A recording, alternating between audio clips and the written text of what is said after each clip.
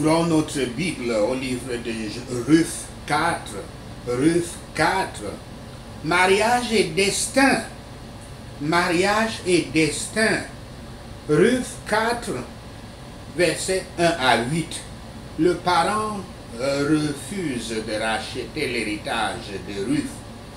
Versets 1 à 3. Boaz attend à la porte de la ville, le lieu des affaires dans le monde antique, et trouve l'homme qui est lié par la parenté au mari décédé de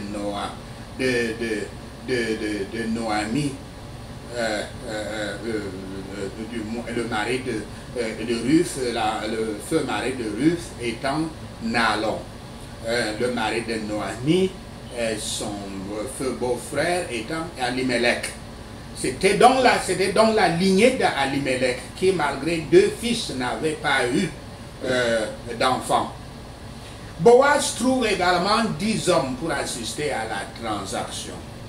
Dans les temps anciens, la porte de la ville était un endroit où la justice était administrée.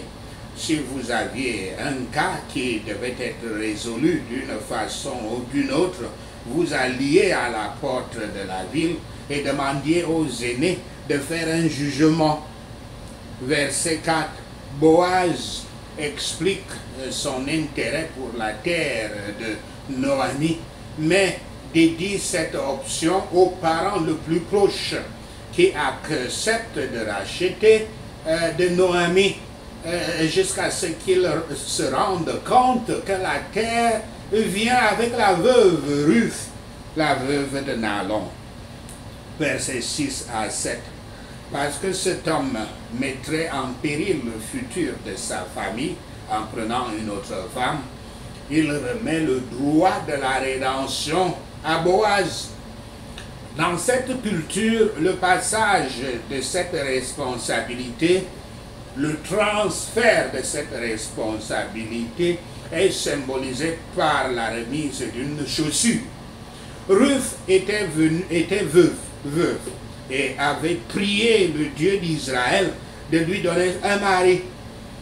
Dans le nouveau lieu de Bethléem, où elle ne connaissait personne, elle sortait pour ramasser les céréales restantes du champ.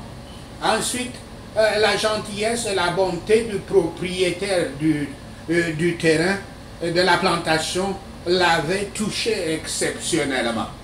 Par conséquent, faites attention aux situations où vous êtes particulièrement touché. Le Saint-Esprit vous touchera toujours afin de signaler que Yahweh veut que vous prêtiez attention, que vous remarquiez quelque chose et vérifiez son message en travers cela. Ce toucher se sent à l'intérieur de nous. Ruth avait reconnu ce contact, ce toucher et était très satisfaite de la rencontre avec Boaz. D'autre part, regardez ce parent sans nom, puisque le scribe n'a même pas mis son nom dans le texte de l'écriture. Il a utilisé sa propre intelligence pour décider. Quand il a appris qu'il était la personne légitime pour acheter le domaine d'Alimelech, il était attiré par une affaire profitable, rentable. Mais quand on lui a dit qu'il devait se marier avec Ruth en même temps, il a utilisé son raisonnement, son intelligence, son expérience et a constaté que l'affaire était un fardeau encombrant pour lui. Parce qu'il n'avait pas Yahweh à ses côtés,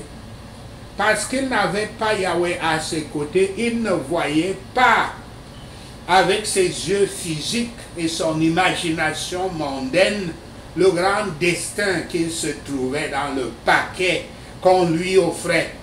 En refusant de racheter l'héritage de Ruth, il rejeta l'offre de devenir le grand-père du roi David et l'ancêtre de Yahshua physique. De la même manière, beaucoup manquent la grande rédemption. Ils ne veulent pas devenir les disciples du Christ. Ils l'ont bien entendu et n'ont rien à dire contre. Ils donneraient une bonne opinion, peut-être un bon témoignage, mais ils ne sont pas disposés à en faire partie.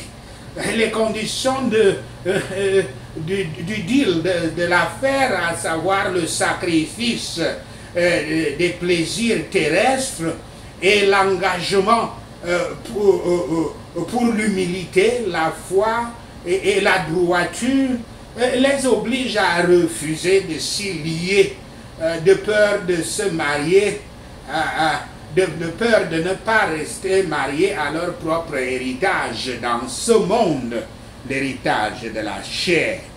Lorsque vous avez crié vers Yahweh pour qu'il vous donne le ou la partenaire de mariage qu'il a préparé pour vous, soyez très prudent de ne pas interférer avec son choix pour vous, le choix de Yahweh pour vous.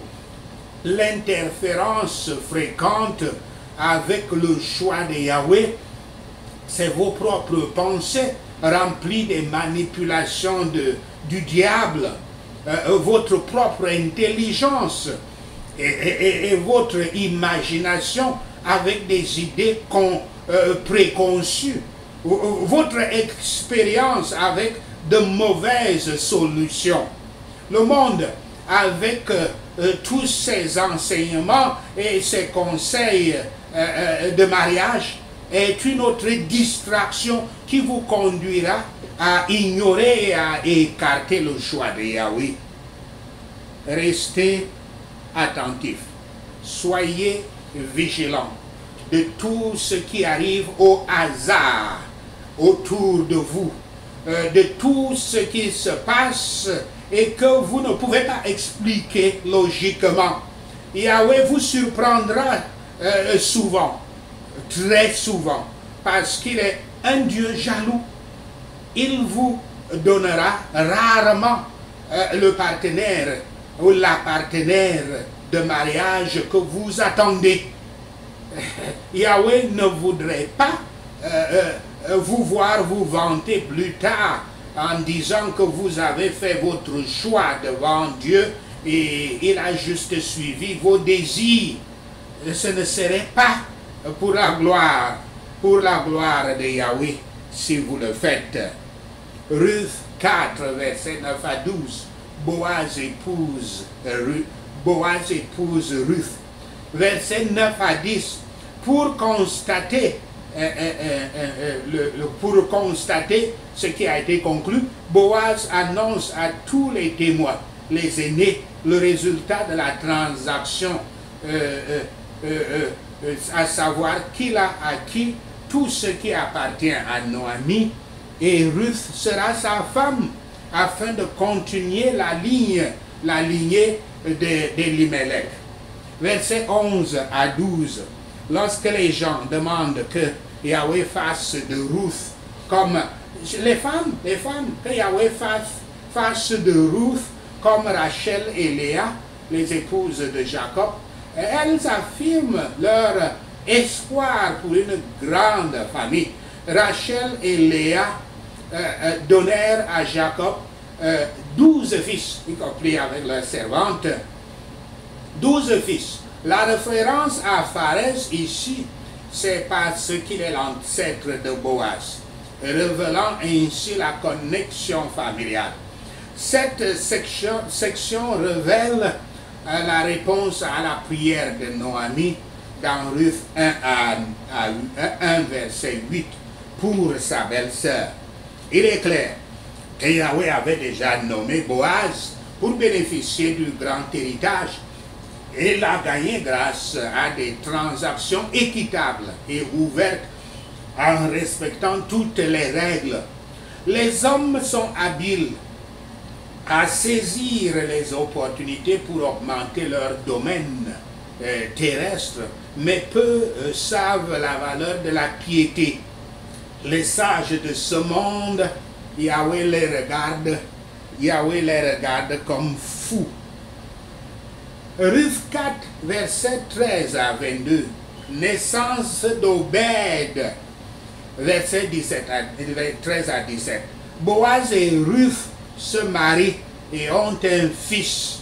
Notez bien dans les Écritures que quand des gens se marient, quand on lit que le mari est allé vers sa femme, on dit justement, et puis ils ont eu un enfant. Dieu nous fait comprendre clairement que le mariage, c'est pour la procréation et doit effacer de notre esprit ce qui s'est établi dans notre monde est extrêmement pécheur dans lequel nous vivons, où on nous présente les rapports entre l'homme et la femme en termes de plaisir charnel intense avec des films cochons qu'on montre là-dehors. Cela a déjà emporté beaucoup de personnes pour croire que c'est ça qui fonde la relation maritale. Le libellé du narrateur souligne la conviction que les enfants sont le don de Yahweh. Les femmes de Bethléem répondent à Noémie et sa situation est beaucoup plus prometteuse que quand elle est revenue de Moab. Elle demande la bénédiction de Yahweh au petit-fils de Noémie et décrivent Noémie comme quelqu'un qui préfère Ruth plus que 7 fils. Une indication puissante de l'existence de Ruth aux yeux de la communauté de Bethléem. Noémie devient la nanny de son petit-fils. Obed, dont le nom signifie serviteur, et qui deviendra grand-père du roi David. Versets 16 à 22. La généalogie trace ici la ligne de Juda. Ces noms ont chacun une signification. C'est très important, les gens qui ne comprennent jamais pourquoi il y a ces longues listes de généalogies. Ces noms montrent que le plan de Yahweh d'envoyer le Messie dans la maison de David sera accompli et que Yahweh peut travailler toutes sortes de circonstances pour assurer son plan de salut. Alors Boaz épousa Ruth. Pour conclure, un mariage divinement ordonné rencontre rarement des entraves et des complications.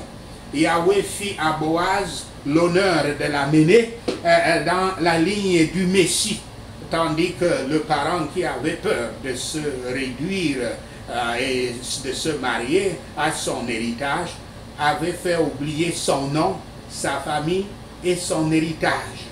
Sachez ceci, et le Seigneur Yahweh vous bénira. Amen. Alléluia. Prenons ces points de prière.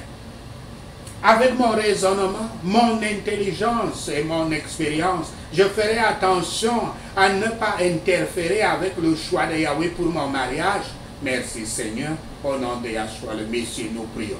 Enseignement et conseil de mariage de tout le monde dans mon esprit, vous ne me distrairez pas du choix de Yahweh. Merci Seigneur, au nom de Yahshua le Messie, nous prions.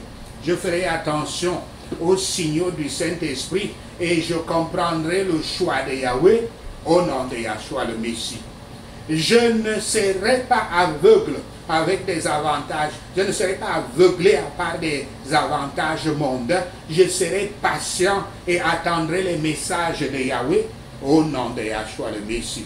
Je rejette la folie des sages mondains au nom de Yahshua le Messie. Toute malédiction qui a été délivrée contre mon mariage soit annulée par le sang de Yahshua. Merci Seigneur. Au nom de Yahshua le Messie, nous prions. Toute marque démoniaque contraire aux foyers établis soit effacée avec le sang de Yahweh, avec le sang de Yahshua. Au nom de Yahshua le Messie, je prie. Tout esprit hérité qui n'est pas de Yahweh dans ma vie, je te chasse. Merci Seigneur. Au nom de Yahshua le Messie, nous prions. Toute dot spirituelle en mon nom, je vous rends à votre expéditeur, au nom de Yahshua, toute dot spirituelle recueillie à mon nom, je vous rends à votre expéditeur. Tout mariage spirituel de mon épouse à son père, soit dissous au nom de Yahshua le Messie, je prie. Tout pouvoir qui dit que je n'aimerai pas ma vie conjugale, soit brûlé par le feu du Saint-Esprit au nom de Yahshua. Toi, esprit de destruction du mariage, sois lié au nom de Yahshua le Messie. Toute malédiction sur mon mariage, Père Yahweh, transforme-le en bénédiction au nom de Yahshua le Messie. Nous prions. Tout mal fait par un étrange ami contre mon mariage, Père Seigneur, inverse-le dans ta bonté au nom de Yahshua le Messie. Je libère ma partenaire de mariage de toute cage démoniaque. Merci Seigneur, au nom de Yahshua le Messie, nous prions. Merci Seigneur Yahweh d'avoir entendu nos prières. Merci Père Yahweh pour tes réponses à nos prières. Seigneur, nous te rendons gloire, nous te louons, nous t'adorons. Au nom de Yahshua le Messie, nous prions. Amen.